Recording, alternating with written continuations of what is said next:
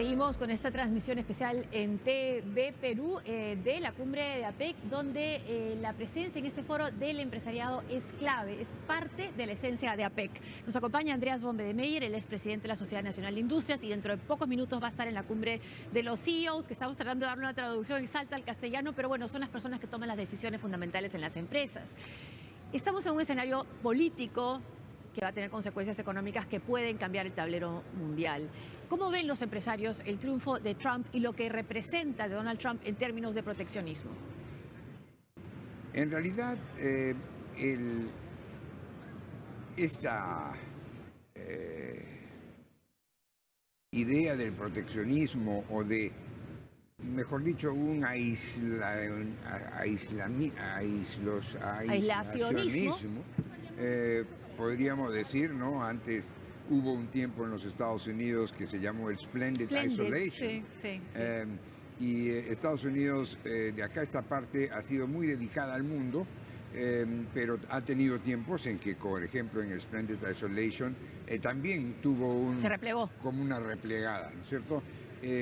Un poco esas replegadas tampoco no son tan típicas de Estados Unidos, al parecer, porque el Brexit también es una especie de replegada hacia las bases nacionales, si se quiere, pero en realidad,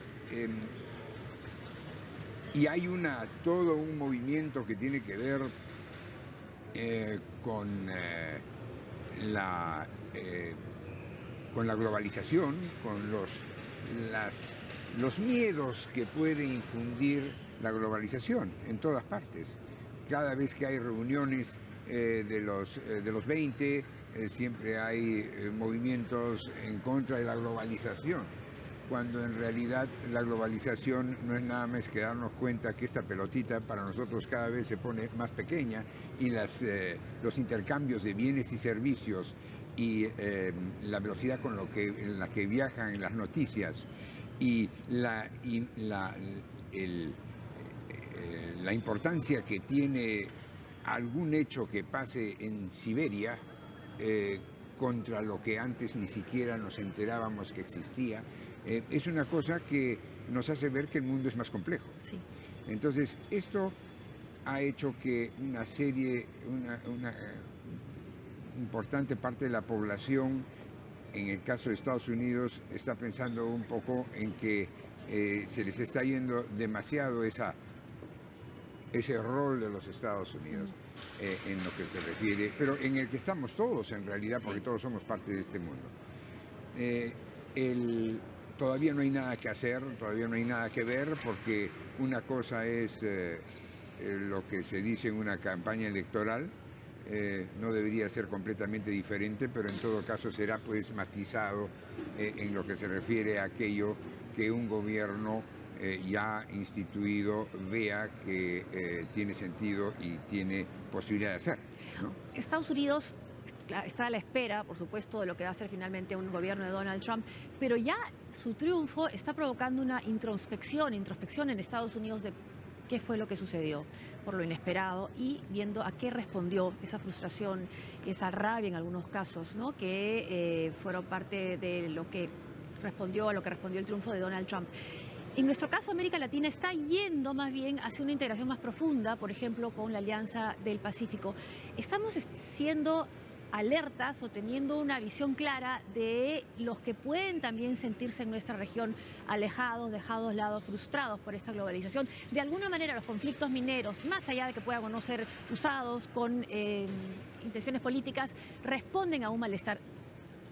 ¿Hay que estar alertas ahí también a este posible efecto antiglobalización en nuestra región y en el Perú? Nosotros en el Perú somos un país que ya tuvo su momento de recogimiento también, en que hemos estado, como muchos países latinoamericanos, algunos todavía están en ese tema en lo que se refiere a la sustitución de importaciones, en realidad, en que nos hemos como que aislado en un cascarón de tasas impositivas muy altas. Es decir, siempre hay estos ires y venires. En el caso de Latinoamérica, creo que por lo menos en lo que se refiere a los países de la Alianza del Pacífico, creo que estamos muy claros que somos países que tenemos una libertad de comercio muy clara en los cuatro, tenemos una política fiscal muy sólida desde hace un tiempo, tenemos una independencia del Banco Central de Reserva importante, además nuestra misma Constitución, en el caso peruano, garantiza que el trato para la inversión extranjera no puede ser diferente en principio como el trato a la inversión nacional. Es decir, estamos con la cara al mundo. Esto ya pasó hace tiempo. ¿Y por qué estamos con la cara al mundo? Porque el Perú es un país de un mercado pequeño. Y si queremos cortar camino para llegar a ser un país desarrollado, no lo podremos hacer solamente en base a nuestro propio mercado. Estamos, de alguna manera, no tenemos otra manera de poder hacer esto en un lapso más adecuado, si no es teniendo el acceso a los grandes mercados del mundo. Eso quiere decir, seguro para la Alianza del Pacífico, como también para el Perú, en principio, nos irá tanto mejor como más abiertos estén los mercados del mundo. El que hoy día esos mercados tengan esos visos, sí, ¿no?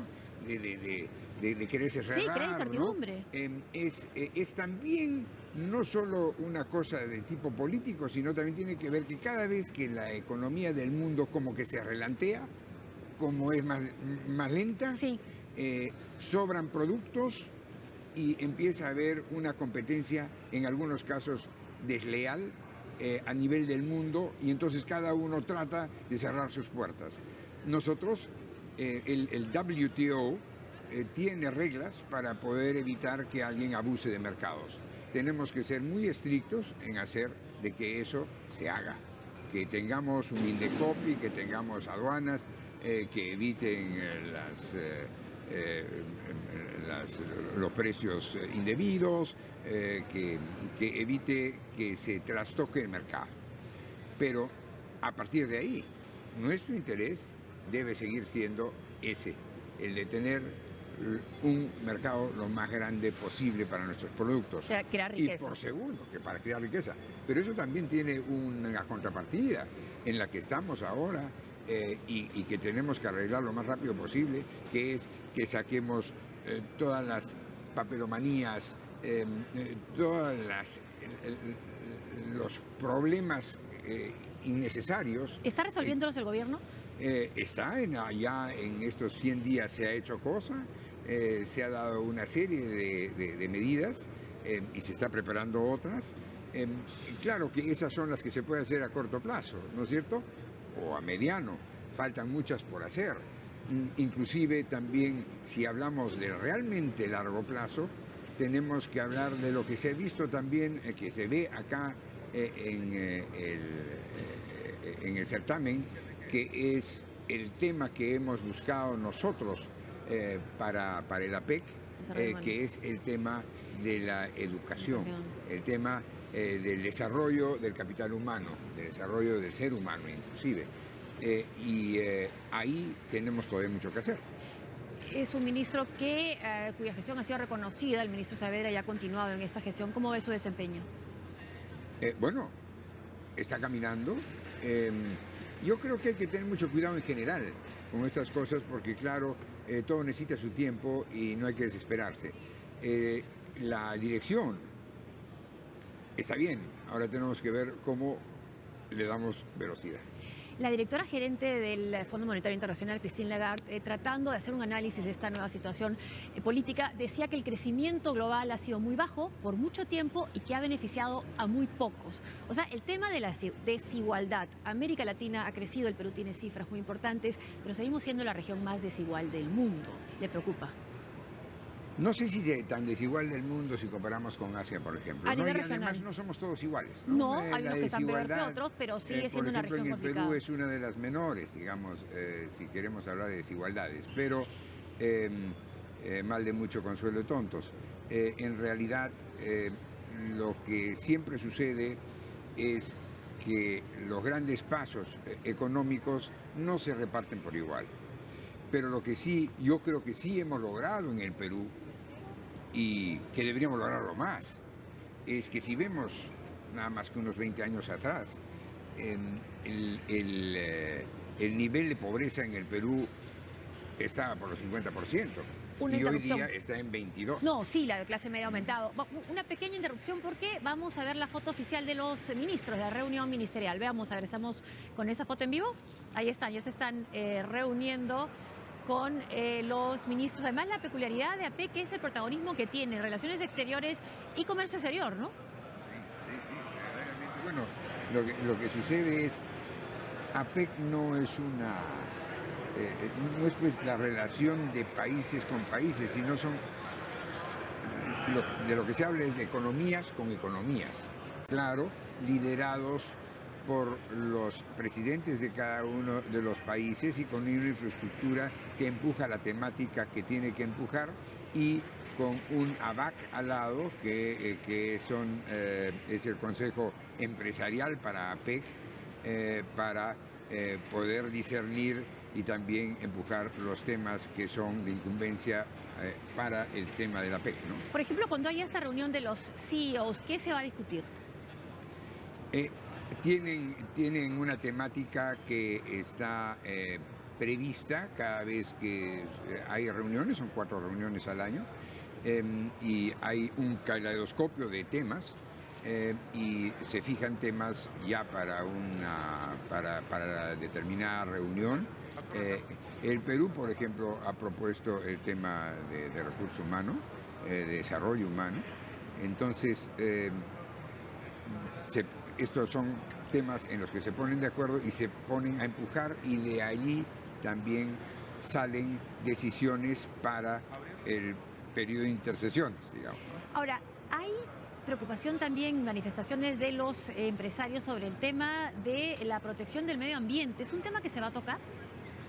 Es parte siempre de la Más protección ahora, del medio ambiente, porque lo que en inglés se llama sustainable growth es claro. un tema, ¿no? Claro. Y lo tiene que ser para todo el mundo. Lo que necesitamos es crecer, y hagámoslo pues sostenidamente, ¿no? Pero también ahí hay una actitud diferente con esta nueva administración republicana, o con la que tome el poder en enero. Por lo menos a lo que se refiere hemos podido escuchar al señor Trump. Sí. Yo pienso que muchas de estas cosas, también cuando se habla de revisar TLCs, el señor Trump ha hablado de NAFTA. Sí. Siempre hay cosas que mejorar, pero en principio estos tratados también son tratados que están llenados de vida. O sea, esto ya está caminando, claro. Esto es un carro andando, claro, que tampoco no es una cosa de convertirlo en bicicleta, ¿no? Claro. Entonces, yo creo que hay que verlo con un poco de tranquilidad y ver cómo se van manejando las cosas en el Senado y en el Congreso. Y en el Congreso, ¿no? Porque se hablaba incluso que los senadores demócratas iban a respaldar a los republicanos en mantener algunos de esos... Y esto, ¿no? Sí, siempre cuando nosotros, me acuerdo, negociábamos en Estados Unidos, el tema era con los demócratas, que no eran muy propensos, claro, ¿no? Y los republicanos eran los que estaban en beneficio, y hoy día creo que está cambiando la figura. Si no cambia, por lo menos tiene un matiz bastante diferente. Está cambiando, ¿no? Sí, por supuesto, ha cambiado de estados que de ser demócratas históricos ahora han votado por el candidato republicano. Eso sí, para muchos, una cosa que no hubieran podido imaginar nunca, ¿no? Así es. Estábamos viendo ahí los ministros de Comercio Exterior de algunos países que son potencias mundiales, que representan un PBI. ¿De qué dimensión, por ejemplo, China, comparado con nosotros? Bueno, China es la segunda economía. Tiene un múltiplo, ahora nos da la cabeza. Pero digamos, está en otras lides, ¿no? Pero eso también es importante verlo en su dimensión. Cuando estamos hablando de la PEC y estamos hablando de una organización dentro de la PEC, Colombia no está, pero quiere estar. con nuestros 4 países de la Alianza del Pacífico, también como que nos estamos poniendo mejor en el mapa. No es que estemos pues solamente el Perú ahí, Claro. sino en todo lo que viene para adelante podamos hacer de alguna manera cuerpo para tener un mejor beneficio de esta relación, que no es nada más también de una relación de mejorar la situación económica y los intercambios de bienes y servicios alrededor de un estanque azul que se llama Pacífico, ¿no? O sea, son los vecinos. ¿Y hacia dónde ir? China está en un nuevo modelo de crecimiento. ¿Hacia dónde apuntar el Perú entonces con respecto a su relación con China? En lo que es la relación con China, y ahora va a haber la invitación oficial del presidente chino, China hoy día nos compra mayormente materias primas, pero también nos va comprando materia manufacturada, claro, sobre todo en la parte de agroexportación, por ejemplo, uvas, ahora va a entrar el arándano, langostinos, esa clase de producto, porque China no es autosuficiente en la parte de alimentación. Ahí tenemos mucho que hacer todavía con China y lo tenemos que hacer con el mundo. El Perú tiene oportunidades de producir en contraestación Claro. una serie de productos de primer nivel que puede enviar al mundo con beneficio económico. Entonces, ahí estamos caminando muy bien. No hay que, hay que impulsarlo porque esto no se hace ni de la noche a la mañana ni muy fácil. Las inversiones que se hacen en el agro son sumamente altas. Pero a partir de entonces también tenemos que ver a dónde nosotros también podemos empezar a participar en las cadenas de valor de otros productos, ¿no? Hoy día, ese es el ejemplo clásico, un auto tiene pues 300 partes o más, y todas esas partes son hechas en cualquier otra parte del mundo, ¿no? Es como un mecano que se va armando. ¿Y por qué no podemos ser nosotros en nuestra industria metalmecánica parte de ese mecano? Es decir, lo tenemos que ser, porque hoy día las grandes cadenas son mundiales y hay que ser parte de ellas. Esto es la vitrina, ¿no? Para el Perú estar siendo sede de la PEC. A largo plazo se van a ver probablemente inversiones, pero a corto plazo, que son los que algunas personas autocritican, dicen por qué se realizan estas cumbres, solo conversan, ¿se puede cuantificar los acuerdos económicos a los que se puedan llegar? Para acá en el APEC no se llega a ni un acuerdo económico por sí, pero lo que creo que no hay que deleznar es la gran vitrina que es el APEC para el Perú. Nos podemos mostrar de nuestro mejor lado, y hay una cosa que no hay que olvidar: el Perú requiere de inversiones muy importantes en infraestructura. Lo sabemos, tenemos un déficit que va creciendo en vez de disminuir.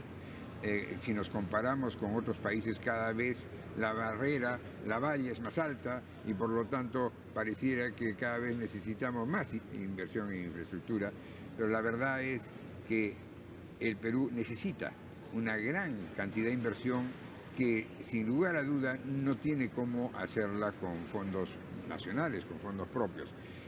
Por lo tanto, las grandes obras de infraestructura en todo el mundo, no solo en el Perú, también por diversificación de riesgos, se financia con entidades internacionales.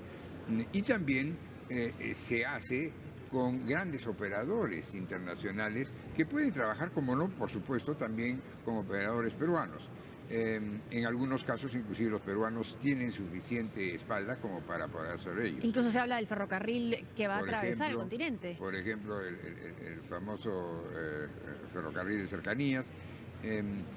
Bueno, el Metro 2 también es un ejemplo como es que se juntan tanto los operadores como los constructores, y la financiación de todo esto, que no viene de quienes lo construyen, sino de consorcios financieros, de entidades internacionales. Entonces, para nosotros es bien importante ser esta vitrina para poder mostrar en competencia con el mundo aquello que nosotros tenemos que ofrecer como, como proyectos de infraestructura que con urgencia tenemos que realizar. ¿Qué espera de los líderes de APEC en medio de esta coyuntura de incertidumbre?